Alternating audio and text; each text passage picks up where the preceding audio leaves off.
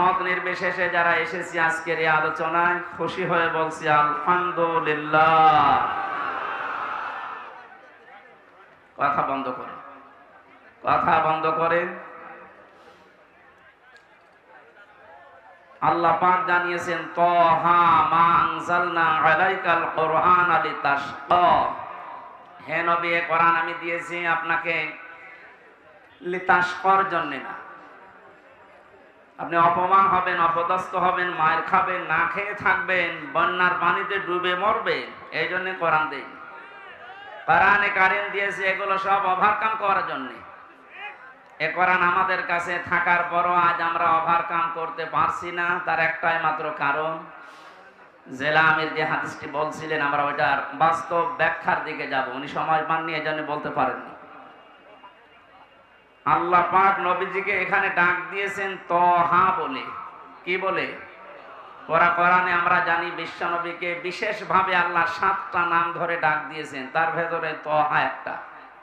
প্রথমে ডাক দিয়েছেন ইয়াসিন, হে নেতা। ইয়া শব্দের শাব্দিক অর্থ হচ্ছে হে, হাটারফে নেদা। সিন মানে সাজ্জেদ। তাফসিরে কাবির আল্লামা ফখরুদ্দিন রাজি রহমতুল্লাহ আলাইহি উনি ইয়াসিন শব্দের ব্যাখ্যা করতে গিয়ে 5টি বিষয় নিয়ে এসেছেন। তিনি বলেন সিন মানে সাজ্জেদুল আলামিন, সিন মানে সাজ্জেদুল বাশার, সিন মানে সাজ্জেদুল কাউনাইন, সিন মানে সাজ্জেদুল আম্বিয়া, সিন মানে সাজ্জেদুল মুরসালিন। আমরা অনেকেই এখানে জানি হাদিসটা যে সূরা ইয়াসিন যদি কেউ একবার তেলাওয়াত করে 10 খতম কোরআন শরীফ পড়ার সওয়াব হয়। এটা আমরা জানি কি না? কখন হবে? প্রত্যেকটি অক্ষরে মাস্ট বি 10টা করে নেকি আপনি পাবেন। এর ভেতরে 83টা শিক্ষা আছে। এগুলো আপনার জীবনে তো থাকা লাগবে। তার প্রথম শিক্ষায় আল্লাহ দিয়েছেন ইয়াসিন, আল্লাহর ঘোষণা দেওয়া নেতা এ পৃথিবীতে একজন, তার নাম মুহাম্মাদুর রাসূলুল্লাহ সাল্লাল্লাহু আলাইহি ওয়াসাল্লাম। সুতরাং আপনি যদি বাংলাদেশ সহ বিশ্বের 228টা রাষ্ট্র এখন চলছে স্বাধীন পরাধীন মিলে, এই ছেলে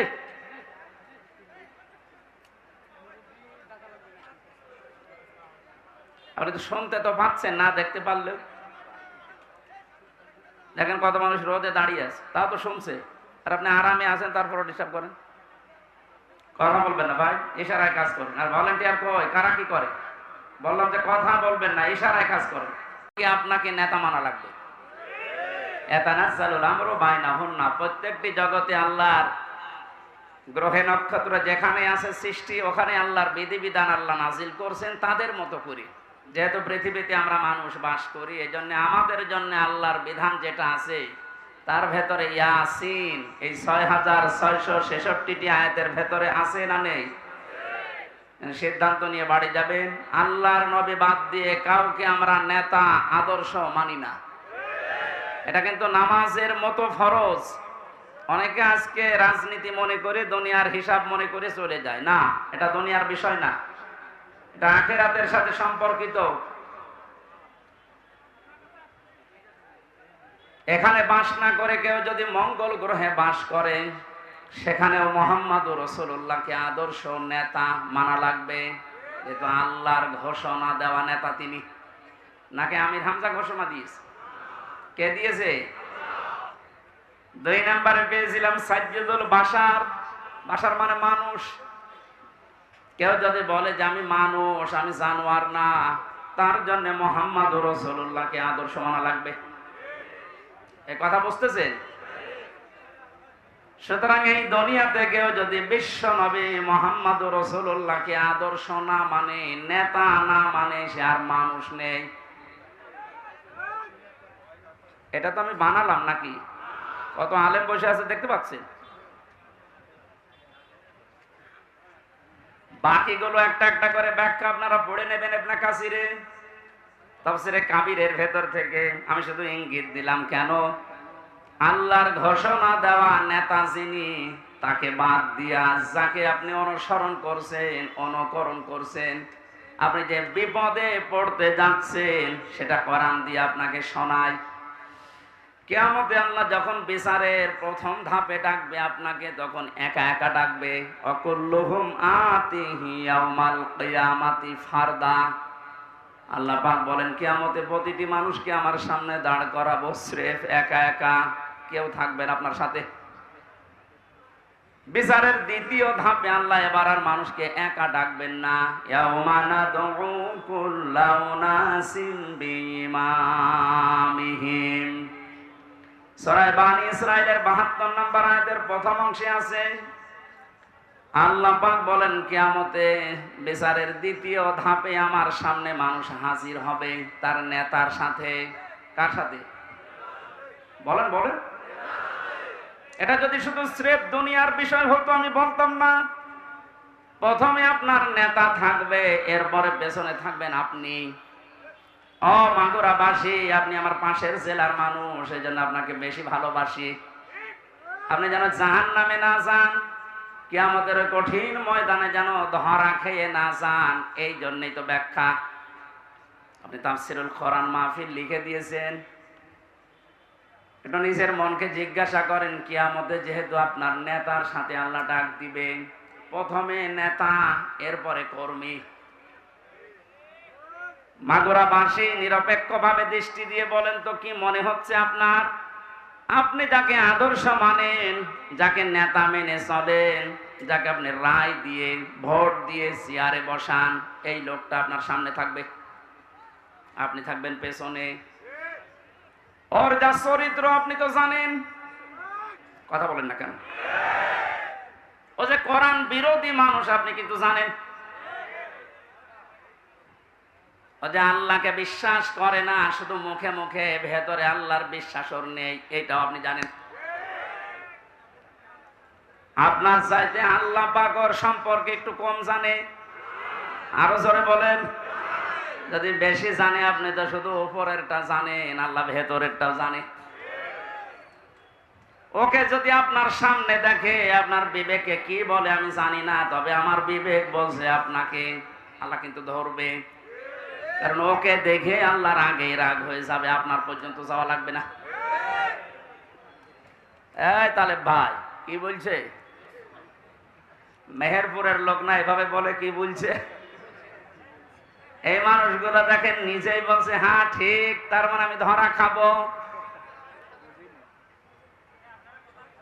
আপনি বুঝে বলেন আর না বুঝে বলেন এইটাই সঠিক। আমার এই কোরআনের চোখ লাগিয়ে, হাদিসের চোখ লাগিয়ে যেটা দেখতে পাচ্ছি সত্যি, আপনি কিন্তু ধরা খাচ্ছেন। এই জন্যই তো বলছে আপনি পাল্টাবেন আজকে। নেতা এটা দুনিয়ার বিষয় না। মাইয়াশফা শাফাআতান হাসানাতান ইয়াকুল লাহু নাসীবুম মিনহা ওয়া মাইয়াশফা শাফাআতান সাজ্জিয়াতান ইয়াকুল লাহু কিফলুম মিনহা ওয়া কানা আল্লাহু আলা কুল্লি শাইইন মুকিতা। সূরা নিসার 85 নম্বর আয়াতে আছে, এটা ফি জিলালিল কোরআনে ব্যাখ্যা আছে, আমি শুধু সামারাইজ করে বলছি। আল্লাহ পাক বলেন কেউ যদি ভালো কাজে সাহায্য সহযোগিতা করে, সুপারিশ করে, একটা লোক ভালো কাজ করে যা পাবে আপনি শুধু সুপারিশ করে তাই পাবেন।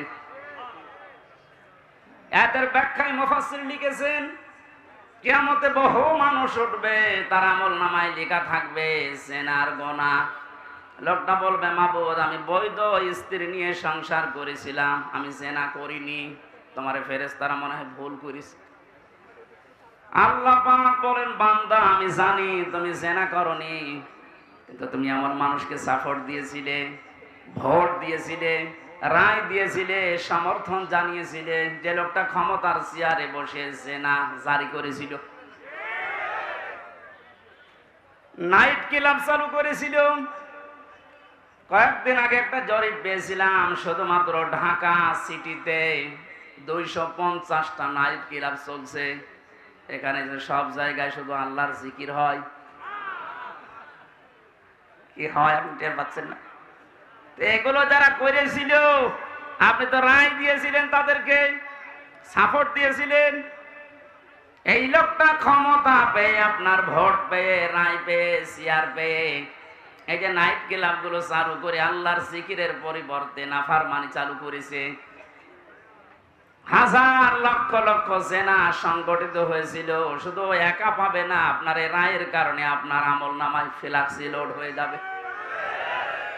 এখন যদি বলেন আমার তো ফ্লাক্সি খোলা নেই, খোলা লাগবে না, এমনি খুলে যাবে, কারণ আপনি তো খুলে দিয়েছেন।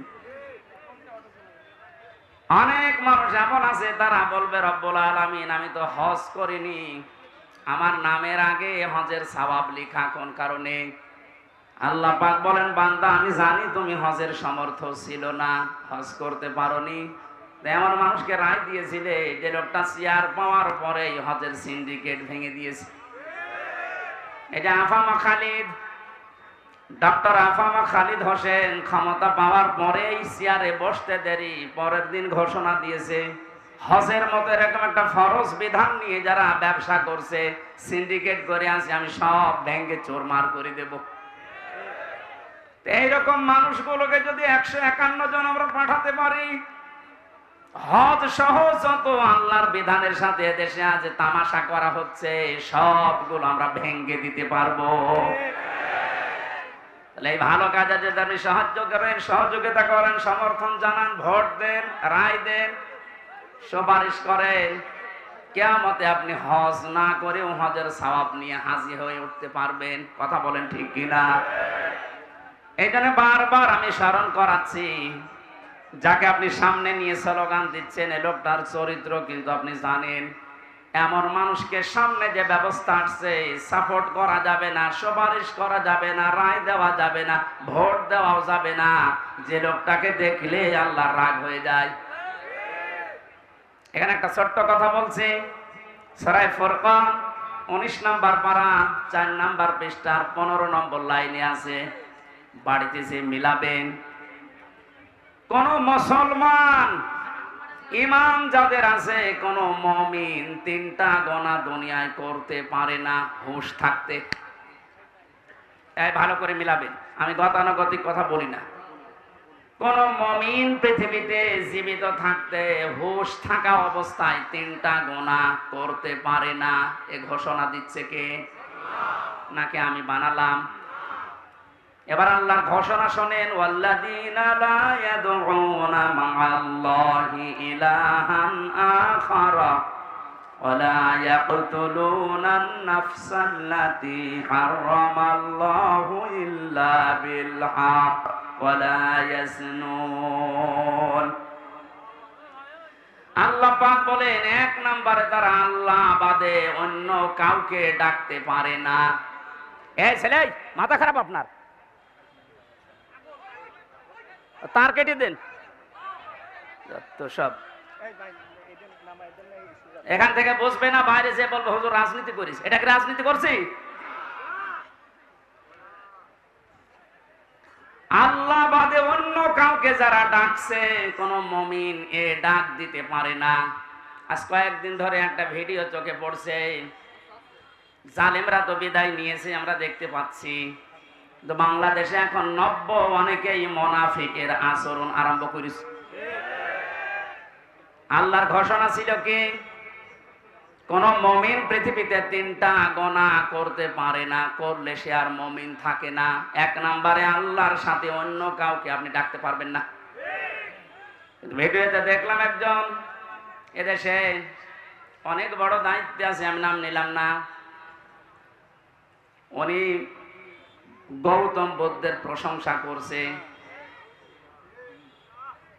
আল্লাহ বাদে অন্য কাউকে ডাকায় যেহেতু জায়েজ নেই, সেহেতু ওই জায়গায় আপনি যা বললেন আপনার ঈমান নেই। মুমিন হিসাবে আপনি যা করলেন আপনার ঈমান নষ্ট হয়ে গেছে। এরকম মানুষ যদি সামনে আসে, আপনি কোনোদিন আপনার রায়, সমর্থন, সুপারিশ, ভোট দিতে পারবেন? তাহলে কাফেরকে দেওয়া হবে। 2 নম্বরে ওয়ালা ইয়াকতুলুনান নাফসাল্লাতী হারামাল্লাহু ইল্লা বিল হক। এই পৃথিবীর ময়দানে আল্লাহর ঘোষণা দেওয়া ব্যতীত আপনি কাউকে অন্যায় ভাবে হত্যা করতে পারবেন না। অথচ এই 5 তারিখের আগ পর্যন্ত আপনি তাকান, ন্যায় অন্যায় কোথায় পেয়েছেন? আমার সামনে কুষ্টিয়াতে 14 জন মানুষকে শহীদ করে দেওয়া হয়েছে। এই হত্যার সাথে টপ টু বটন একেবারে উপরের নির্দেশ। যত মানুষ জড়িত এরা একটা আর মুসলমান মুমিন নেই, বিপরীতটা হয়ে গেছে। এরা যদি সামনে আসে কোনোদিন সুপারিশ করবেন, রায় দেবেন, ভোট দেবেন, সমর্থন জানাবেন। 3 নম্বরে ওয়ালা ইয়াজনুন, মুমিন কখনো সজ্ঞানে স্বইচ্ছায় হুঁশ থাকার পর জিনা করতে পারে না। কিন্তু বাস্তবতা আমরা পুরো উল্টা দেখেছি। এই 17 বছর এত বড় দরবেশ, ওর ফেরেশতে দেখেছেন মানুষের বউ জোর করে নিয়ে সংসার চালিয়েছে। জোরে বলেন নাউজুবিল্লাহ।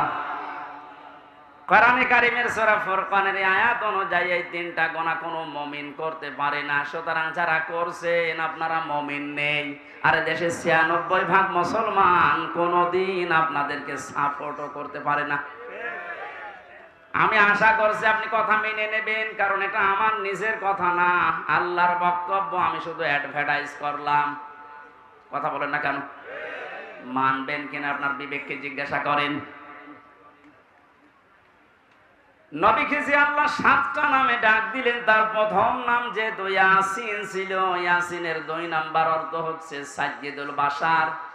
মানুষ হিসাবে দাবি করলে আপনাকে মুহাম্মাদুর রাসূলুল্লাহ মাস্ট বি, তাকে আদর্শ নেতা মানাই লাগবে। কেউ যদি না মানেন, আলাদাবুল মুফরাদের বর্ণনা, দুনিয়ায় যাদের আদর্শ, যাদের নেতা মুহাম্মাদুর রাসূলুল্লাহ ছিল না, এই মানুষটা মরণের পরে বিনা হিসাবে বিনা বিচারে জাহান্নামী। এটা আমি মানালাম। হ্যাঁ, এবার আসেন যে কথাটা বোঝানোর জন্য এতক্ষণ বারবার এদিক ওদিকে যাচ্ছি, খুব খেয়াল করেন। মুহাম্মাদুর রাসূলুল্লাহ সাল্লাল্লাহু আলাইহি ওয়াসাল্লাম এখন নেই, আছে? বলেন না কেন? উনি যে আমাদের আদর্শ, আমার নেতা, উনি তো নেই। আমি এখন দেখে মেনে চলবো কি করে? কোরআনে কারীম জানিয়েছে, ইয়া আইয়ুহাল্লাযীনা আমানু আতিউল্লাহা ওয়া আতিউর রাসূলা ওয়া উলিল আমরি মিনকুম ইলা আখিরি আয়াত।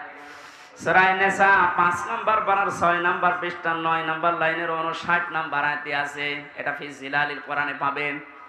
আল্লাহ ডাক দিয়েছেন, হে ঈমানদারেরা, আমি আল্লাহর আনুগত্য করো, আমার রাসূলের আনুগত্য করো, আর তোমাদের ভেতরে যারা উলিল আমর নেতৃত্ব দেয়, নেতা যারা, তাদের মেনে চলো।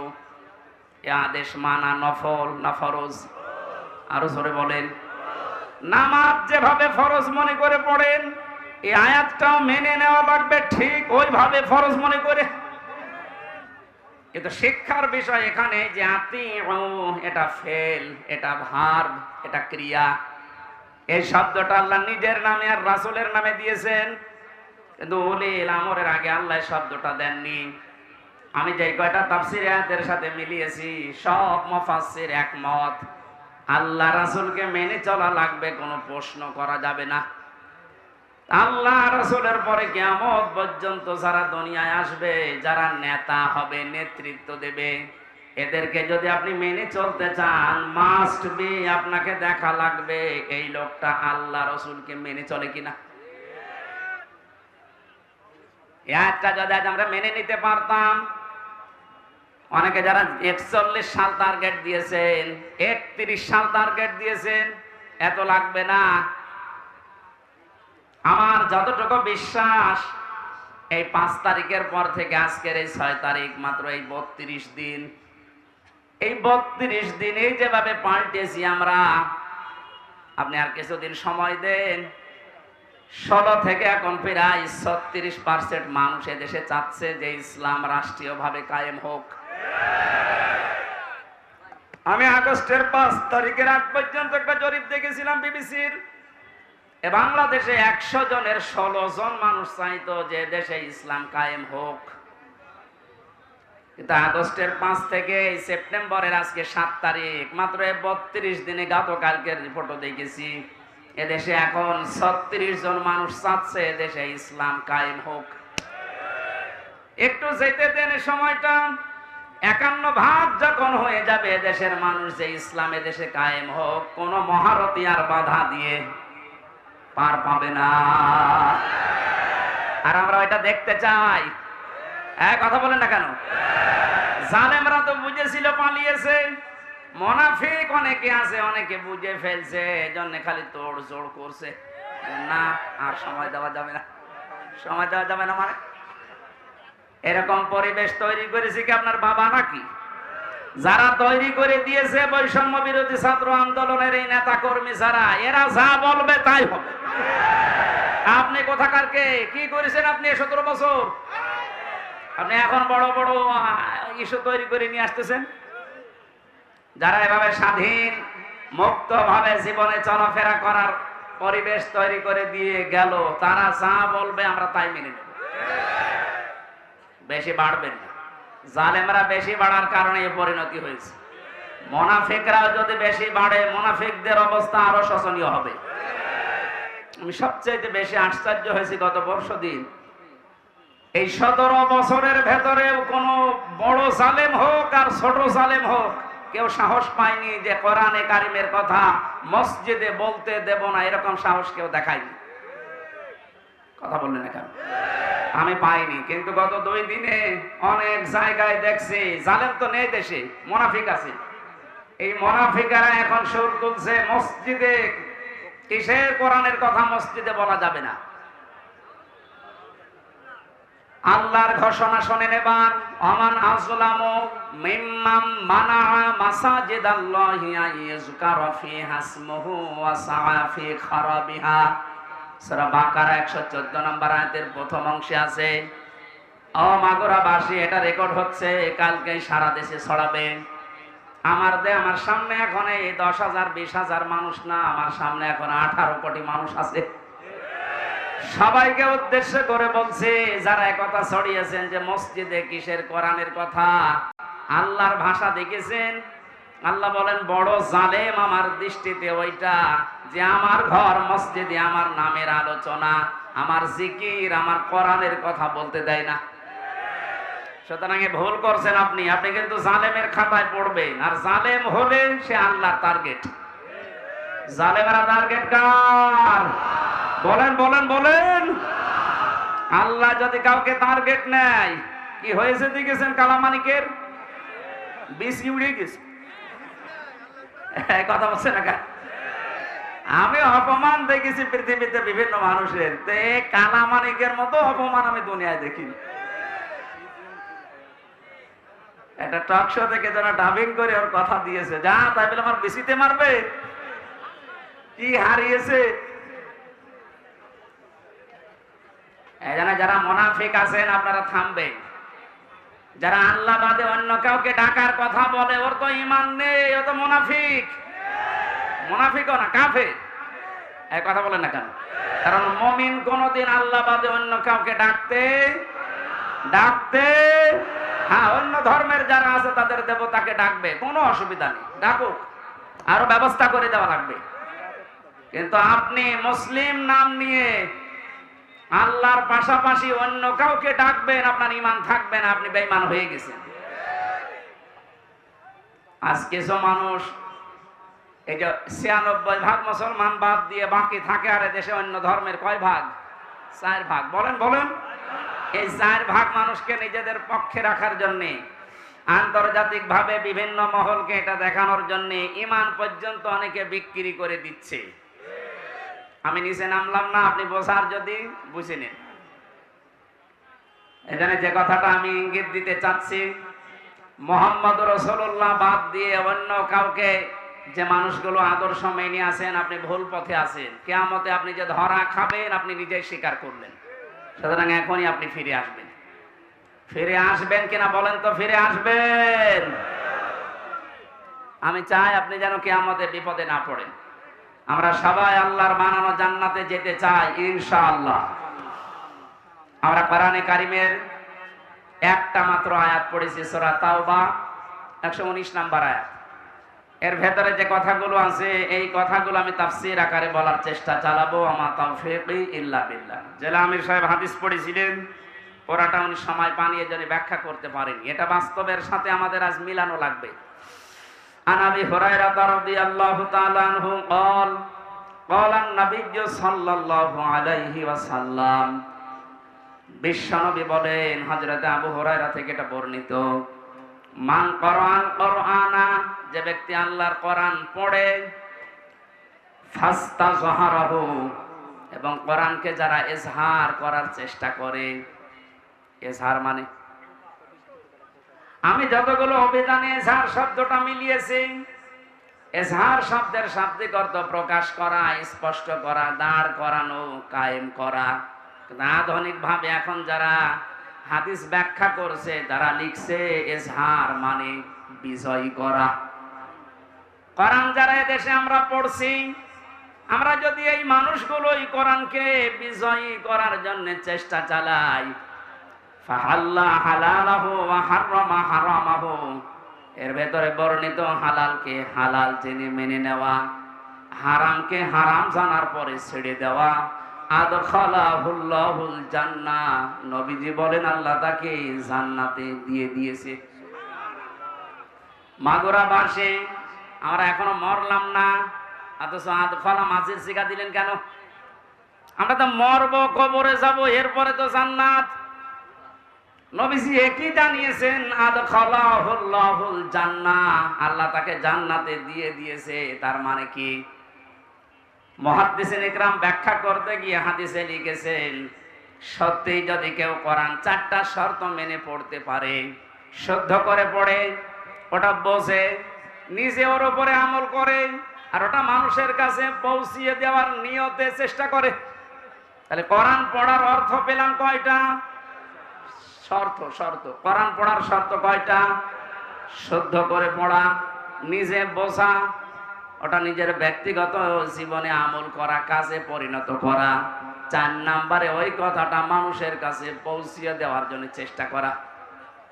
এই 4টা শর্ত মেনে যারা কোরআন পড়ে এবং কোরআনকে যারা ইজহার করার, বিজয় করার চেষ্টা চালায়, এই যে ইজহার শব্দের শাব্দিক অর্থ যে বিজয়ী, এটার বাস্তব উদাহরণ সূরা সফের ভেতরে আল্লাহ দিয়েছেন, ওয়াল্লাযী আরসালা রাসূলাহু বিল হুদা ওয়া দীনিল হক লিইয়ুযহিরাহু আলাদ-দীনি কুল্লি ওয়া কাফা ওয়ালাউ কারিহাল মুশরিকুন। আল্লাহ বলেন, তিনি সে আল্লাহ যিনি তার রাসূলকে সত্য দিন দিয়ে, জীবন বিধান দিয়ে দুনিয়াতে পাঠিয়েছেন। উদ্দেশ্য তার একটাই, লিইয়ুযহিরাহু আলাদ-দীনি কুল্লি, যত রকমের বিধান দুনিয়াতে আছে, মানুষের তৈরি করা নিয়ম নীতি, সবগুলো পেছনে ফেলে দিয়ে আল্লাহর কোরআনকে, ইসলামকে তিনি বিজয় করবেন। জোরে বলেন সুবহানাল্লাহ। এই আয়াত এবং এই হাদিসের বাস্তবতা যেটা আমরা এখন টের পাচ্ছি, 53 বছর বাংলাদেশটা স্বাধীন হওয়ার পরে আমরা দেখেছি কোরআনে কারিমে ইজহার নেই, বিজয়ী নেই। এই কারণে আমরা অনেকেই কিন্তু হালালকে হালাল জানার পরও মানতে পারছি না। দেশে এরকম জায়গা নেই? কথা বলেন। হারামকে হারাম জানার পরও আমরা ছেড়ে দিতে পারছি না। ঘুষ দিয়ে চাকরি করা হালাল না হারাম? আরো জোরে বলেন। আপনি একটা জায়গা দেখান বাংলাদেশে 5 তারিখের আগ পর্যন্ত, প্রাইমারি থেকে বিশ্ববিদ্যালয় পর্যন্ত, এমনকি শ্রীপুর মাগুরার এই জামে মসজিদ থেকে কেন্দ্রীয় মসজিদ বাইতুল মুকাররম পর্যন্ত, একটা জায়গা ও টাকা পয়সা দেওয়া অবৈধ সুপারিশ ছাড়া চাকরি হয়েছে কিনা? আমরা কিন্তু জানি এটা হারাম কাজ। হারাম জানার পরও হারামকে আমরা ছেড়ে দিতে পারি নাই, কারণ কোরআন এদেশে বিজয়ী নেই। কথা বলুন। আর হারামকে হারাম জানার পরে যদি ছেড়ে দিতে চান, কোরআনকে বিজয় করার দরকার নেই। আপনি যদি কোরআন বিজয় না করেন, জানবেন যে এটা হারাম কিন্তু ছাড়তে পারবেন না, জানবেন যে এটা হালাল কিন্তু ধরতে পারবেন না। এই জন্যই নবীজি ফাস্তাযহারাহু দিয়েছেন। কোরআন পড়ার পরে যারা একে বিজয় করার চেষ্টা চালাবে, যদি বিজয়ী হয়ে যায়, আপনি হালালকে হালাল জানার পরে মেনে নিতে পারবেন, হারামকে হারাম জানার পরে আপনি ছেড়ে দিতে পারবেন। তখন বাংলাদেশটা এমন হয়ে যাবে, মনে হবে যেন আপনি মিনি জান্নাতে আছেন। ওই পরিবেশ আমাদের সামনে দরকার নেই। আরো জোরে বলেন। 53 বছর তো দেখলাম, আমি দেখিনি, এই যে মুরব্বী বসে আছে ওনারা দেখেছে। বাবা এই দেশটা চালিয়েছিল, কেমন চালিয়েছে, দুর্ভিক্ষ পর্যন্ত চলে এসেছিল। কথা বললেন না কেন? অনেকের স্বামী চালিয়েছিল, আমরা দেখি, আমি দেখি নাই, এ মুরব্বীরা দেখেছে। চাচা চালিয়েছিল 9 বছর, সে যেভাবেই হোক। বউ চালিয়েছে, ভাবিও চালিয়েছে, সবার এখন শেষ। এখন মাত্র বাকি আছে আল্লাহর এই কোরআন দিয়ে দেশটা চললে কেমন দেখা যায়, এটা দেখতে বাকি আছে। কারা কারা দেখতে চান যে কোরআন দিয়ে দেশ চলুক? এই আন্দাজে হাত তুলবেন না, এটা কিন্তু ওয়াদা করছেন আল্লাহর সাথে। এ কোরআন দিয়ে বাংলাদেশের 56,000 বর্গ মাইল চলুক, এটা তো রাজনীতি। এটা রাজনীতি। এটা যদি কেউ রাজনীতি মনে করেন, হ্যাঁ এইটা আমার রাজনীতি, আমরা চাই আল্লাহর বানানো বিধান দিয়ে আমাদের দেশ চলুক, তাহলে এটা মিনি জান্নাত হয়ে যাবে। বৈষম্য বিরোধী ছাত্র আন্দোলনে যে 9 দফা দাবি ছিল, এই বৈষম্যের কারণে আজ হাজারো মানুষ তার কাঙ্ক্ষিত জায়গায় যেতে পারেনি। বিশ্ববিদ্যালয় থেকে যারা পাশ করে যে কোনো সাবজেক্টে, যারা ফার্স্ট ক্লাস ফার্স্ট হয়, তাদেরকে ওই বিভাগে শিক্ষক হিসাবে রেখে দেওয়ার নিয়ম। এই যে সাক্ষী আছে, জিজ্ঞাসা করেন। অথচ আমাদের এই ভার্সিটি সহ যত বিশ্ববিদ্যালয় বাংলাদেশে আছে, তাকান বৈষম্য এমন জায়গায় যে পৌঁছিয়েছে। ফার্স্ট ক্লাস ফার্স্ট যারা, ওর পেছনের ব্যাকগ্রাউন্ড যেহেতু আল্লাহর বিধান মেনে চলে, এই জন্য ওখানে দেওয়া যাবে না। দিয়েছে 70 রোল নাম্বার যার, তার দিয়েছে। ও তো এমনি অপদার্থ, ও চেয়ারে বসলে চেয়ার আরো নাপাক করবে না। এক ছাত্র এসে হেড স্যারকে বলছে, স্যার হয় ছুটি দেন, নাই আমি গেলাম। মানে হেড স্যার তাকিয়ে দেখে ও ব্যাগ খাতা বই কলম যেভাবে নিয়ে পজিশনে দাঁড়িয়ে আছে, ও ছুটি দিলেও যাবে, না দিলেও পালাবে। এদিকে তার রোল নাম্বার কত? বলছে স্যার 82। 82 মানে ক্লাসে ছেলে মেয়ে কয়টা? 82টা। 82টা ছেলে মেয়ে, ওর রোল নাম্বার 82। ও খুব ভালো ছাত্র, ওর জীবনের কোনো উদ্দেশ্য আছে? শুধু আসে বাবা মার ভয়ে আর পাঙ্কু মেরে চলে যায়। যাদের 1, 2, 3 তাদের ব্যাকগ্রাউন্ড দেখে তারা আল্লাহর বিধান মানে, আল্লাহর বিধান না। যার রোল নাম্বার 82, তারে আপনি 35 লাখ টাকা নিয়ে চেয়ারে বসিয়ে দিলেন, কয়দিন পরে এসি আসিয়া থাকবে? দেশটা কত বৈষম্য তৈরি হয়েছিল, কত নিকৃষ্ট জায়গায় পৌঁছিয়েছে। বাস্তব উদাহরণ এই বায়তুল মোকাররমের ক্ষতি। একটা দেশ কত নিচে নামলে জাতীয় মসজিদের ইমাম পর্যন্ত পালিয়ে যায়, বলেন। এটা দূর করার জন্য হাজারের উপরে ছেলে মেয়েরা জীবন দিয়ে গেল। শহীদের মর্যাদা লিখেছে, এরা তো মাস্ট বি শাহাদতের মর্যাদা পেয়েছে। দেওয়াল চাপা পড়ে মরলে যদি শহীদ হয়, আগুনে পুড়ে মরলে যদি শহীদ হয়, পানিতে ডুবে পড়লে যদি শহীদ হয়, সাপে কাটা পড়ে মরলে যদি শহীদ হয়, জালেমের জুলুমের সামনে নিজের জীবন দিয়ে গেল, ওর জীবনের মায়া ছিল না? বলেন। আমি কয়েকদিন আগে শহীদ আবু সাইদের বাড়ি গিয়েছিলাম রংপুরে। ছোটবেলা থেকেই নাকি প্রতিবাদী, ওর বাবা বলছিল যেভাবে জীবনটা দিয়ে গেল, এভাবে হাত তুলে কিয়ামতে আল্লাহ ওকে এইভাবে তুলবে।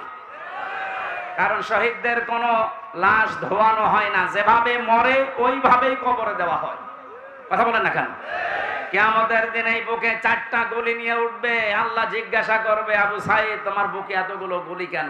ও বলবে, আমি জুলুমের সামনে নিজের জীবন পর্যন্ত দিয়েছি মানুষের অধিকার রক্ষা করার জন্য। আমার জীবনের মায়া ছিল, কিন্তু আমার চাইতে বেশি মহব্বত ছিল মানুষের অধিকারগুলোর উপরে। বলেন তো এভাবে উঠবে না উঠবে না? এরপরও আমরা আহলে হাদিসের নাম নিয়ে কিছু মানুষকে দেখতে পাচ্ছি, ওরা ভিডিও বানিয়েছে যে না শহীদ আবু সাইদ শহীদ হয়নি, ও বুক পেতে আত্মহত্যা করেছে। আপনার ঈমান চলে যাবে। মানে শহীদ শব্দটা খেলাচোরা বিষয় না, এটা হাসি তামাশা না। কোরআনে কারিমে আল্লাহ জানিয়েছেন যারা শহীদ হয় এদেরকে মরে গেছে কথা আপনি বলবেন না। শুধু আপনি না, দুনিয়ার সবাইকে আল্লাহ নিষেধ করেছেন, ওয়ালা তাকুলু লিমান ইয়ুকতালু ফি সাবিলিল্লাহি আমওয়াত বাল আহইয়াউ ওয়ালাকিন লা তাশউরুন। সূরা বাকারার 154 নম্বর আয়াতে আছে আল্লাহ শুধু একজন দুইজনকে না, দুনিয়ার সবাইকে, এটা বহুবচন, ওলা তাকুলু, কেউ এ কথা বলবি না যারা শাহাদত বরণ করে তারা মরে গেছে, এ কথা বলা যাবে না, বরং তারা জীবিত এবং তোমরা এটা টের পাও না। মানুষ যেহেতু মুখ দিয়ে কথা বলে, জন্য মুখের উপরে আল্লাহ নোটিশ দিয়েছেন। মুখের পরে মানুষ যেহেতু ধারণা করতে পারে অন্তর দিয়ে, এই জন্য আল্লাহ ধারণার উপরেও নোটিশ দিয়েছেন। ولا تحسبن الذين قتلوا في سبيل الله أمواتا بل أحياء عند ربهم يرزقون। সূরা আলে ইমরান 169 নম্বর আয়াত, এটা ফি জিলালিল কোরআনে আছে, সাইয়্যিদ কুতুব দিয়েছেন। আল্লাহ পাক বলেন ধারণাও করবি না যারা শহীদ হয়েছে, যারা মরে গেছে। মুখে বলা নিষেধ, ধারণা করাও নিষেধ। কারণ কি? বালা হইয়া, বরং তারা জীবিত, ইনদা রাব্বিহিম ইরযাকুন, এরা আল্লাহর কাছে রিজিক পাচ্ছে। সুবহানাল্লাহ বলতে পারেন না? শহীদরা যে মরে না, রিজিক পায়। আর খাবার খেলে যেহেতু রক্ত গোশত তৈরি হয়, এর প্রমাণ আমি 5 দিন আগে গিয়েছিলাম গাইবান্ধা। সাব্বির নামে একটা ছেলে শহীদ হয়েছিল এই 5 তারিখের আগে। ছাত্র শিবিরের সদস্য ছিল। শহীদ হওয়ার পরে ওকে কবরে দিয়ে 26 দিন না 27 দিন পরে তারে তুলেছে। এই 27 দিন পরে দেখছে যে সমস্ত জায়গায় অস্ত্রের আঘাত লেগেছিল ওই জায়গাগুলো দিয়ে ফিনকি দিয়ে রক্ত বের হচ্ছে। বাংলার মানুষেরাও যদি খাবারই না খাবে আল্লাহর কাছে, 1 মাসের পরে ওর শরীরে রক্ত আসলো কোত্থেকে বলেন? এখানে 1000-এর উপরে জীবন দিয়ে গেল ছাত্র এবং ছাত্রীরা। 2700-র উপরে এখনো বাংলাদেশের বিভিন্ন হাসপাতালে অসুস্থ হয়ে আছে।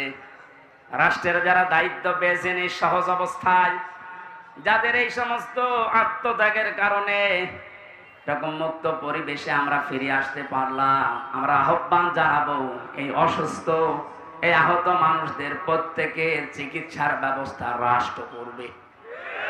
এই দাবির সাথে আপনারা আছেন না? ডক্টর মোহাম্মদ ইউনূস সহ যারা দায়িত্বে আছেন তাদের এই মুহূর্তের সবচাইতে বড় দায়িত্ব এটা। শহীদ আবু সাইদের কবরে যদি যেতে পারেন, এরকম 2700 আবু শহীদ এখনো পর্যন্ত বাংলার বিভিন্ন হাসপাতালে কাতরাচ্ছে। রাষ্ট্রীয়ভাবে টাকা পয়সা যত খরচ হয় হোক, দেশে না হলে বাইরের দেশে নিয়ে যাওয়া লাগবে। এনারা দ্বিতীয় স্বাধীনতার মহান জীবিত এ মানুষগুলো গাজী। 53 বছর আগে যারা শহীদ হয়েছে এ দেশের জন্য, তাদের যদি ভাতা দেওয়া যায়, মাত্র এই 1 মাস 2 দিন আগে যারা শহীদ হয়ে গেল এদের কিছু করা যাবে না? বৈষম্য বিরোধী ছাত্র আন্দোলনে যারাই ছিল, আমরা প্রত্যেকের সুচিকিৎসার ব্যবস্থা নিশ্চিত করতে চাই রাষ্ট্রীয়ভাবে। এবং যারা মারা গেছে তাদের যে সম্মান দেওয়া দরকার, আল্লাহ এবং রসুলের পক্ষ থেকে যেটা এসেছে, কোনদিন এ কথা মুখে উচ্চারণ করবেন না ও মরে গেছে, মনে মনে ধারণাও করবেন না যে মরে গেছে। এত বড় কঠিন হুঁশিয়ারি দিয়েছেন আল্লাহ কোরআনে কারিমে শহীদদের পক্ষে। ওনাদের যে দাবি ছিল সংস্কার, আমি এ কোরআনের মাহফিলের মাধ্যমে সারা বাংলাদেশের মানুষকে আহ্বান জানাতে চাই, সংস্কার যখন আরম্ভ হয়েছে 1628 জন মানুষকে সংস্কার করা লাগবে এখন। কারণ এই মানুষগুলো জালেমদের সহযোগী ছিল। এই কথা বলেন না কেন? 1628 জন মানুষ আপনি তালিকা করেন, দেখবেন এরা সবগুলো জালেমের প্রত্যক্ষ সহযোগী ছিল। জালেমের একা এই জুলুম করা সম্ভব ছিল না, এদেরকে সাথে নিয়ে করেছিল। এদেরকে নেওয়ার কারণে এদের এই বিভাগগুলো পর্যন্ত আজ মানুষের কাছে ঘৃণিত। এই যে পুলিশ, সব কি খারাপ? এই মাত্র কয়েকটা কোলাঙ্গারের কারণে আজ পুলিশ প্রশাসনের উপরে মানুষের এত রাগ। আমার বাড়ির নিচতলায় পুলিশ ভাড়া ছিল, 5 তারিখের পরে সকালে যেয়ে দেখছে ঘর তালা মারা। ওদের কোথায় গেছে আল্লাহ জানে, আর আসতেছে না। এই বাহিনীর উপরে আবার আস্থা ফেরানোর জন্য ওনারা চেষ্টা চালাচ্ছে। সবাই খারাপ না, সেই কয়েকজনের কারণে এই যে হারুন 3 ইঞ্চি, ওরা আসলে 3 ইঞ্চি করা লাগবে। এই গোপালগঞ্জের মনিরুল কাউন্টারটার ছিল, আসাদুজ্জামান, ডিসি মান্নান, আমি নাম ধরে বলছি কারণ এগুলোর দ্বারা আমি নিজে অত্যাচারিত হয়েছি। এই মাদারীপুর ট্যাকের হাটের আমার মামলার আয়ু আজ আমি মিজানুর রহমান, আমারে ধরার পরে আমার বাবার কাছ থেকে 10 লক্ষ টাকা নিয়েছে, বলেছেন আজ 100টা মামলা দেব। আমার বাবা গ্রাম্য মানুষ, সঙ্গে সঙ্গে 8 লাখ টাকা দিয়ে দিয়েছে। যে সমস্ত জায়গাতে ধার করেছিল ওই ধারগুলো এখন আমার শোধ দেওয়া লাগে। কয়েকদিন আগে আমার যত মামলা ছিল আদালত সবগুলো ঢিসমিস করে দিয়েছে। আদালত মামলা দেখে বলছে আমি কি দিয়ে বিচার করবো, এর কোনো মাল নেই। আমি মনে হয় বলতে গেলাম যে স্যার আপনি তো এই 3 বছরও দায়িত্বে ছিলেন, এই মামলাটা আমার সিএমএম কোর্ট, জজ কোর্ট, হাইকোর্ট সহ প্রায় 31 থেকে 32 বার উঠেছে, আপনি তো দেননি। এখন বলবে যে আমার হাত বাঁধা ছিল, এখন তো হাত খোলা। এখন হাত খোলা না? আমরা চাই সারা দেশের যেখানে যেখানে হাত বাঁধা ছিল কারো হাত আর বাঁধা থাকবে না। সংস্কার যখন চলছে সবার হাত যেন খুলে যায়। কথা বলেন ঠিক কিনা? জালেমদের দোসর যেগুলো আছে সবগুলো পাল্টা, না এগুলো নতুন নতুন ইস্যু তৈরি করবে। সংখ্যালঘু নাম নিয়ে ওরা মানুষকে লাগিয়েছিল, কিন্তু হালে পানি নেয়নি। এক কথা বলছে না কেন? এরপরে প্রধান বিচারপতিকে দিয়ে একটা কু করার চেষ্টা করেছিল, ছাত্র জনতা রুখে দিয়েছে, পারে নাই, আবার লাগিয়েছে আনসারদের। আনসারদেরও হয়নি, কারণ 42,000 আনসার নিয়োগ হয়েছে এই দেশে, তার 32,000 সঙ্গপালি। আমরা যে 63টা জেলার মানুষ, আমরা কি ঘাস কাটছি? এই জন্য তো কোনো বাহিনী আর আসে নাই, প্রথমে এসেছে প্রথমে আনসার, কারণ সবই ওইটা। এটা দিয়েও যখন হাতে পানি নেয়নি তখন লাগিয়েছে ডাক্তারদের, এটাও পারে নাই। গার্মেন্টসের শ্রমিকদেরকে লাগাবে সামনে, সব গোপন সংবাদ যাদেরকে দিয়ে ষড়যন্ত্র করে আল্লাহ সব ফাঁস করে দিচ্ছে। আমার মনে হয় জালেমদের যা চরিত্র, আর ওরা যেভাবে উপর থেকে কথা শুনতেছে, আপা আপনি ঘাবড়াবেন না, আপনি ঘাবড়ালে আমরা নরম হয়ে যাই। ওদের যা চরিত্র এ দেশের মানুষ আসলে জানে। দেখেন গলন্দ ঘাটের বেশ্যাদেরকে কয়েকদিন পর নামাবে। এত নিম্ন কথা আমি বলতাম না, কারণ ওদের চরিত্র তো এইটাই। এই কথা বলেন না কেন? এখানে সংস্কার যখন আরম্ভ হয়েছে, 9 দফা দাবি নিয়ে যারা লেগেছিল, সংস্কার আমরা খুব দ্রুত চাই। যে লোকটাকে এখনো পর্যন্ত মাথার উপরে বসিয়ে রেখেছেন এই চপ্পু মিয়া, কিসের চপ্পু? এই চপ্পুকে বাদ দেওয়া লাগবে ইমিডিয়েটলি। কারণ জালেমদেরকে টিকিয়ে রাখার পেছনে যারাই দায়ী, একটাকেও আমরা চোখের সামনে দেখতে চাই না। এই কথা বলেন, নয়তো কিন্তু এই ষড়যন্ত্র রোখা যাবে না। নতুন নতুন করে এবার আবার ফাঁদ পাতবে। বেশ্যাদেরকে দিয়েও হবে না, তখন নিজেরা উলঙ্গ হয়ে নামবে। চরিত্র বলতে কিছু আছে যে নামবে না? এত অত্যাচার করেছিল জেলখানার ভেতরে মানুষকে। আমার যে মামলা, এটা মূল্য চুরি মামলাও না, সন্দেহ করে আমার ধরে নিয়েছে। আমার ওয়াজ শুনে নাকি কিটা উদ্বুদ্ধ হয়ে সংসার ভাঙতে গেছে, এই ছিল আমার মামলা। আর আমারে নিয়ে রেখেছে ফাঁসির কন্ডেম সেলের ভেতর, রিমান্ডে নিয়েছিল মাটির নিচে, ওই যে আয়না ঘর বলে ওটা নিচে আমি দেখে এসেছি। আমার কালো কাপড় দিয়ে চোখ বেঁধে, হাত পেছনে বেঁধে দিয়ে, তাও হ্যান্ডকাপ দিয়ে, যেটা লাগলে হাত কেটে যায়, পায়ের ভেতরে ডান্ডা বেড়ি দিয়ে 11 ঘন্টা আমার টাঙিয়ে রেখেছি। যে যা বলতে বলছি এটা বলা লাগবে, নয়তো আপনার বউ তুলে নিয়ে আসবো আমরা। বলেন নাউজুবিল্লাহ। এই মানুষগুলোকে বলে ক্ষমা করে দেন। কিসের ক্ষমা? কোন ক্ষমা নেই এদের। কারণ এদের মাফ করবেন না আল্লাহ, কারণ ওরা আল্লাহর কাছে অপরাধ করে নাই, করেছে হামজার কাছে। যতদিন পর্যন্ত হামজা মাফ না করবে ওকে আল্লাহও মাফ করবে। ইন্নামাস সাবিলু আলাল্লাযিনা ইয়াজলিমুনা নাস, আল্লাহ বলেন অবশ্যই আমি নিজে মামলা দেব, কেস করব তাদের বিরুদ্ধে যারা মানুষ হয়ে মানুষের উপরে জুলুম করে। আল্লাহ কি ইয়াজলিমুনাল মুসলিমুনা দিয়েছেন? না, ইয়াজলিমুনান নাস। আমি কি মানুষের ভেতরে পড়ি না? আসতে বলেন। মানুষের ভেতরে পড়ার পরও 3টা বছর আপনি যোগাযোগ বিচ্ছিন্ন রাখলেন আমার আর মামুনুল হককে, কেন? আমরা কি মানুষের ভেতরে না?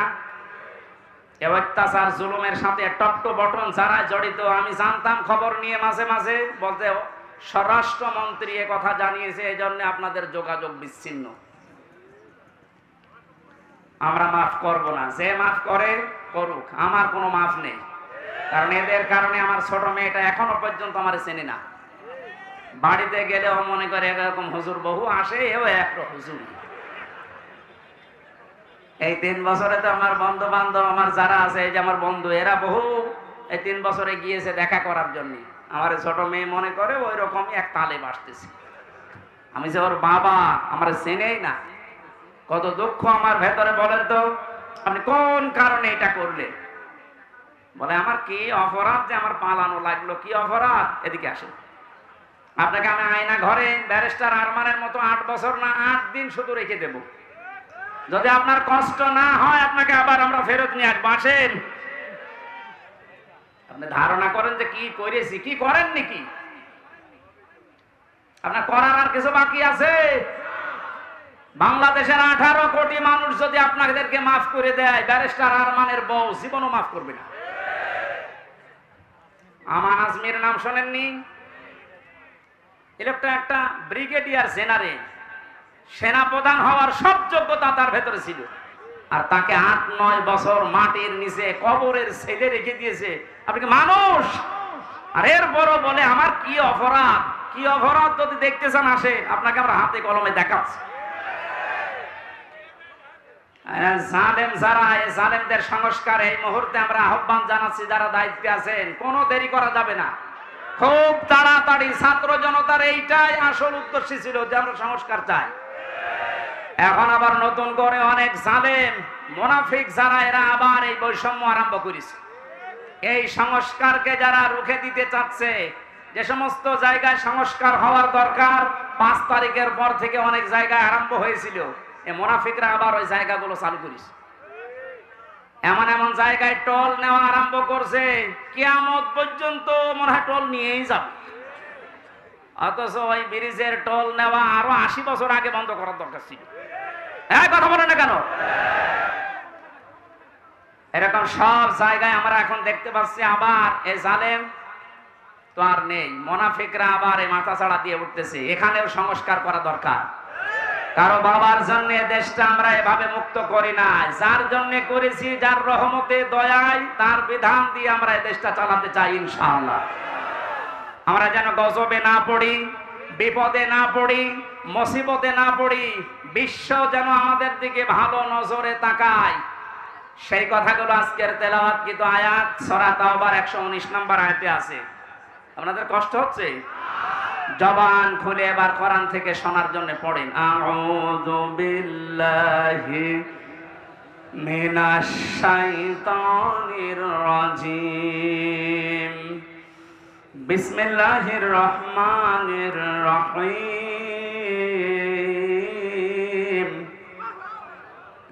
ইয়া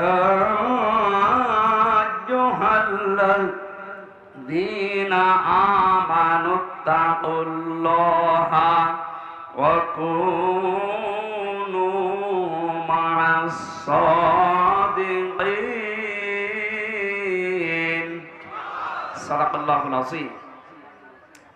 সূরা তাওবার নামকরণ, ঐতিহাসিক প্রেক্ষাপট, শানে নজুল, বাস্তব কিছু কথা মাতৃভাষায় বলা, এরপরে ব্যাখ্যা দেওয়া, বাস্তব সংক্রান্ত 5 নম্বরে মূল শিক্ষা নিয়ে আমরা বাড়ি যাব। এরকম 5টা বিষয় ছিল তাফসীরে ইবনে কাসিরের ভেতরে।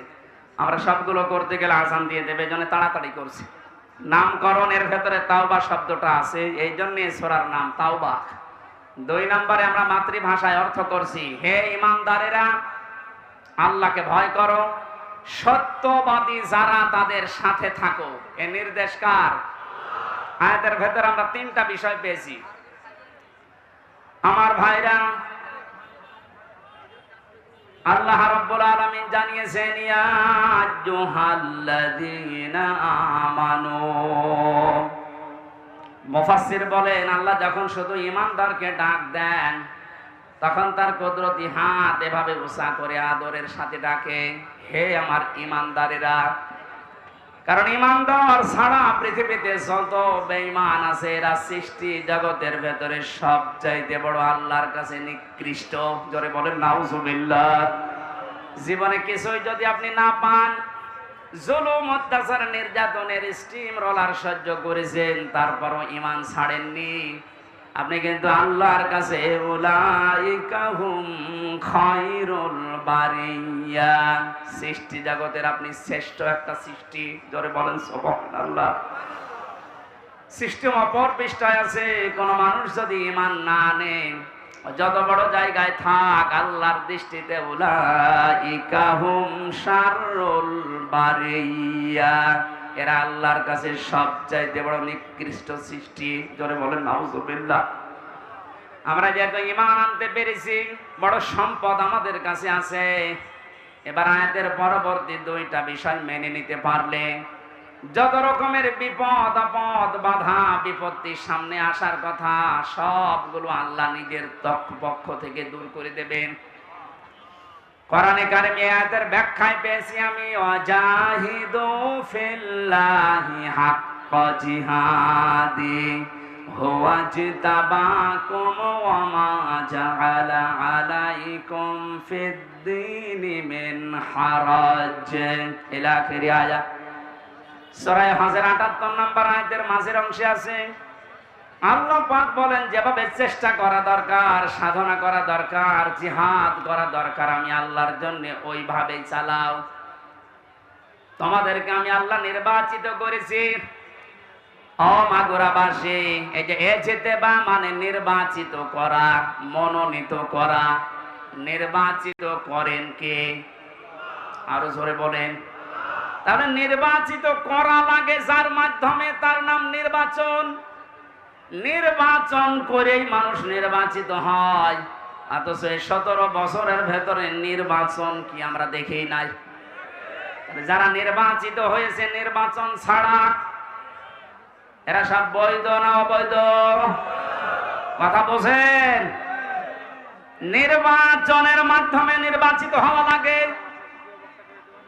আমরা তো নির্বাচিত হতে পারি নাই নির্বাচনের মাধ্যমে, নির্বাচন ছাড়াই আমরা নির্বাচিত হয়ে গেছি। সুতরাং দেশে যারাই দায়িত্বে ছিল এতদিন, একটাও বৈধ না, সবগুলো অবৈধ। হ্যাঁ, এখানে হুয়ার ফাইল, জাআলার ফাইল আল্লাহ নিজে। আল্লাহ পাক বলেন, আমি যেহেতু নিজে নির্বাচিত করি লক্ষ লক্ষ নবীর উম্মত থেকে তোমাদেরকে, তোমাদের ভেতরে আবার যাদের ঈমান আছে আমি তাদেরকে কিন্তু আসল ভাবে নির্বাচিত করেছি। বহু নবী পর্যন্ত চেয়েছিল মুহাম্মদ রাসূলুল্লাহর উম্মত হবে, কিন্তু তারা পারে নাই। আমি আল্লাহ তাদেরকে নির্বাচিত করি নাই। হযরত মুসা আলাইহিস সালাম তিনি চেয়েছিলেন, আল্লাহ তুমি নবী বানিয়েছো, খুশি আছি। নবী না বানিয়ে যদি মুহাম্মদ রাসূলুল্লাহর উম্মত আমাকে বানাতে, আমি খুশি থাকতাম। আল্লাহ পাক যেহেতু তাকে নির্বাচিত করেননি, এজন্য তিনি নির্বাচিত হয়ে দুনিয়াতে আর আসবেন না উম্মত হয়ে। একজনকে করেছিলেন, তিনি হযরত ঈসা নবী। তাকে আল্লাহ পাঠাবে ঠিক, কিন্তু নবী করে না, উম্মত করে। আমরা সেই পর্যায়ে আছি, এই নবীর উম্মত আমরা নির্বাচিত। এরপরে আবার আমাদের ভেতরে আছে ঈমান। আল্লাহ পাক বলেন, ঈমানের উপরে থাকতে গিয়ে, আল্লাহর পথে যদি টিকে থাকতে গিয়ে বিপদ আপদ, মুসিবত, যন্ত্রণা, দুঃখ এগুলো আসে, আমি আল্লাহ ওয়া মা জাআলা আলাইকুম ফিদ-দীনি মিন হারাজ। জাআলার ফাইল বা কর্তা সরাসরি আল্লাহ। দিনের উপরে চলতে গিয়ে ইমানদারদের যত বাধা বিপত্তি, যত ঝামেলা আসবে, এগুলো সব আল্লাহ নিজে দায়িত্ব নিয়ে সরিয়ে দেবেন। জোরে বলেন আল্লাহু আকবার। এটার বাস্তব আমরা কিন্তু দেখতে পাচ্ছি। এখন 5 তারিখে আমার মনে হয় আল্লাহ আয়াতটা কার্যকর করে দিয়েছে বাংলাদেশে। কত রকমের বাধা বিপত্তি, কত রকমের পাহাড় পাথর আমাদের উপরে ছিল, বুকের উপরে, আল্লাহ নিজে দায়িত্ব নিয়ে সব ঘন্টার ভেতরে পাল্টিয়ে দিয়েছে। এমন এমন পাথর আমরা মোড়ে মোড়ে দেখেছিলাম। 1:30 মিনিটে যখন ঘোষণা হয়ে গেল যে পালিয়ে যাচ্ছে, বিকাল 5টা বাজতে বাজতে সারা দেশের কোন জায়গায় আর পাথর পেলাম না। কুষ্টিয়ার মোড়ে যে পাথরটা ছিল, বিকাল 5টা বাজতে বাজতে মাটির সাথে মিশিয়ে দিয়েছে বাংলার জনগণ। কত হাজার কোটি টাকা খরচ করে বাংলার এই 64 জেলা, 560টা থানার উপরে আপনি এগুলো বানিয়েছিলেন। এই টাকাগুলো দিয়ে যদি আপনি রাষ্ট্রের কাজে লাগাতেন, যার জন্য এগুলো করলেন, একটাও তো কাজে লাগে না, সব মাটিতে শুয়ে আছে। এখন টাকাগুলো আপনার বাবার টাকা ছিল না, টাকা ছিল জনগণের। এই যে জালা, এর ফাইল যেহেতু আল্লাহ নিজে কর্তা, আমার মনে হয় আল্লাহ নিজে এই পাথরটা দায়িত্ব নিয়ে সরিয়ে আমাদের বুককে হালকা করে দিয়েছে। আলাম নাশরাহ লাকা সাদরাকা ওয়া ওয়াদানা আনকা বিজরাক আল্লাযী আনকাযা যাহরাক। আল্লাহ পাক বলেন, হে নবী, আমি আপনার বক্ষকে উন্মুক্ত করিনি। আপনার পিঠের উপরে যে বোঝা ছিল, এই বোঝাটাকে আমি আল্লাহ নামাইনি। আমার মনে হচ্ছে আয়াতগুলো আল্লাহ 1500 বছর আগে না, 5 তারিখে সব নাযিল করেছে। কোরআনের পাখি সেই 15 বছর আগে ঘোষণা দিয়ে গিয়েছিল, এমন একটা কালো গাঢ় অন্ধকার রাত আমাদের উপরে আসতেছে। মক্ষম ভাবে যদি মোকাবেলা করতে না পারি, সক্ষম ভাবে, তাহলে সুবহে সাদিক হওয়া বড় অসম্ভব। আল্লাহ নিজে দায়িত্ব নিয়ে সুবহে সাদিক আমাদের মাঝে এনে দিয়েছে। এজন্য আমরা যারা ইমানদার, কোনো ভয় নেই, কোনো চিন্তা নেই। ইমানদারদের ভয় চিন্তা আল্লাহ নিজের পক্ষ থেকে দূর করে দেয়। এর বাস্তব প্রমাণ শহীদ মীর কাশেম আলী। আমাকে এক কারারক্ষী বলছিল, হামজা ভাই, এই লোকটার যেদিন ফাঁসি হবে মাত্র 3 ঘন্টা বাকি আছে। আমি বললাম, স্যার, আপনার ফাঁসি হবে 3 ঘন্টা, আপনি এবার প্রস্তুতি নেন। শহীদ মীর কাশেম আলী কারারক্ষী কুতুবউদ্দিন, এই যে রাজবাড়ি বাড়ি, আমার বলছে, হুজুর, শেষ পর্যন্ত আমারে ডাক দিয়ে বলে, ভাই, আমি ঘুমিয়ে গেলাম, 2 ঘন্টা পরে আমারে ডাক দেবেন। দেখলাম ঠিক ঘুমিয়ে গেছে। 2 ঘন্টা পরে ওনারে ডাকলাম রাত 9টায়, যেহেতু 10টায় একে ওনার ফাঁসি। ওঠার পরে গোসল করে ওযু করার পরে 2 রাকাত নামাজ আদায় করলেন। এশার নামাজ শেষ করে 2 রাকাত নামাজ আদায় করে আমারে বলছে, কারারক্ষী ভাই, জল্লাদ শাহজাহানকে ডাক দেন, আমি রেডি হয়ে গেছি। কারারক্ষী আমারে বলছে, আমির হামজা ভাই, আমার মনে হচ্ছে উনি শ্বশুর বাড়ি যাওয়ার জন্য ব্যস্ত। অথচ মাত্র 1 ঘন্টা আছে। ও বাংলার মুসলমানের, আপনার কি মনে হয় এই কঠিন পরিস্থিতিতে? অথচ তার ছেলেটা গুম হয়ে আছে, ব্যারিস্টার আরমান, তার স্ত্রী অসুস্থ হয়ে আছে, তার দলের লোক হাজার হাজার পালিয়ে বেড়াচ্ছে, জেল খাটতেছে। 24 ঘন্টা তার দলীয় লোকজন আতঙ্কে আছে। এই অবস্থায় সে বলছে, আমি 2 ঘন্টা ঘুমিয়ে নিলাম, আমারে ডেকে দেন। আপনি বলেন তো, ওই সময় কি ঘুম আসার কথা? কেন ঘুম এসেছে?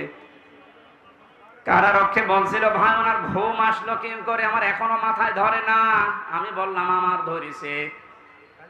আল্লাহ পাক বলেন, ইন্নাল্লাযীনা ক্বালু রাব্বুনাল্লাহু সুম্মা ইসতাকামু তাতানাজ্জালু আলাইহিমুল মালাইকা। যারা এই কথা দুনিয়ায় বলতে পারে আমাদের রব আল্লাহ, আর এর উপর টিকে থাকতে পারে, আল্লাহ ফেরেশতা নাজিল করে তাদেরকে, শুধু সাহায্যই করে না। এটা যেহেতু তাতানাজ্জালু মুসারে, বর্তমান, ভবিষ্যৎ, প্রেজেন্ট, ফিউচার, মালাকুন না দিয়ে আল্লাহ মালাইকা বহু বচন দিয়েছেন। যারা আল্লাহকে রব বলার পরে সত্যিই টিকে থাকতে পারে ইখলাসের সাথে তাওয়াক্কুল করে, মাস্ট বি আল্লাহর ওয়াদা আল্লাহ পূরণ করবেই, তাদের জন্য ফেরেশতা আল্লাহ নাযিল করবেই। ফেরেশতাদের এসেছিল তার প্রমাণ, আল্লাহ তাখাফু ওয়ালা তাহজানু, ফেরেশতারা বলতে থাকে কোনো ভয় পাবেন না, কোনো চিন্তা নেই। কিসের ভয়, কিসের চিন্তা? তাফসীরে ফি জিলালিল কোরআন সাইয়্যিদ কুতুব লিখেছেন, আমাকে যখন ফাঁসি দেওয়া হয়, যে ইমাম এসেছিল কালেমা পড়াতে, আমি ডাক দিয়ে বললাম আপনি আমাকে কালেমা পড়াবেন, এর জন্য রাষ্ট্র আপনাকে বেতন দেবে, অথচ এই কালেমার দাওয়াত দেওয়ার কারণে আজ আমাকে ফাঁসি দেওয়া হচ্ছে। সুতরাং ইমাম ভালো করে শোনেন, আপনার কালেমা আর আমার কালেমা এক কালেমা না। আল্লাহ তাখাফু ওয়ালা তাহজানু, সাইয়্যিদ কুতুব আয়াতের ব্যাখ্যায় তিনি লিখেছেন, ফেরেশতা যখন কানের কাছে এসে বলতে থাকে কোনো ভয় নেই, কোনো চিন্তা নেই, আপনার ছেলে মেয়ের জন্য, আপনার দলের লোকের জন্য, ব্যবসা প্রতিষ্ঠানের জন্য আপনার চিন্তা আসতে পারে, ভয় হতে পারে, আল্লাহ নিজে ওইগুলোর দায়িত্ব তার কুদরতি হাতে তুলে নিয়েছে। মাগুরার মুসলমানেরা, আমার তো 100% বিশ্বাস হচ্ছে শহীদ মীর কাসেম আলী 3 ঘন্টা ফাঁসি, এরপরে 3 ঘন্টা পরে যার ফাঁসি হবে, 2 ঘন্টা যেহেতু ঘুমিয়েছে, অবশ্যই মাস্ট বি ফেরেশতা ওনার কানের কাছে কিছু শুনিয়েছিল, না তো ঘুম আসার কথা না। আমার তো কোনো চিন্তা টেনশন ছিল না, তারপর আমার ঘুম আসতো না 3 বছর। আর যার মাত্র 3 ঘন্টা পরে দুনিয়া থেকে বিদায় নেবে, তার ঘুম আসে কি করে? আপনার শুনতে যত সহজ মনে হচ্ছে, বিষয়টা অত সহজ না। ওই জায়গায় যদি আপনি পতিত হতেন, বুঝতেন যে বাস্তবতা কত কঠিন। কিন্তু ওরা এমন সহজ করে নিয়েছে। আল্লাতি কুনতুম তুআদুন, ফেরেশতা বলে চিন্তা করবেন না, আল্লাহ তো সব দায়িত্ব নিয়ে নিয়েছে। ওই জান্নাতের সুসংবাদ নিয়ে এসেছি। ওয়া আবশিরু বিল জান্নাতিল্লাতি কুনতুম তুআদুন, ওই জান্নাতের সুসংবাদ গ্রহণ করেন, যে জান্নাতের ওয়াদা আল্লাহ নিজে আপনার সাথে করেছেন। জোরে বলেন সুবহানাল্লাহ। বাংলার মুসলমান, আমাদের কোনো পুঁজি নেই, একটা পুঁজি আমাদের আছে, আমরা ইমানদার।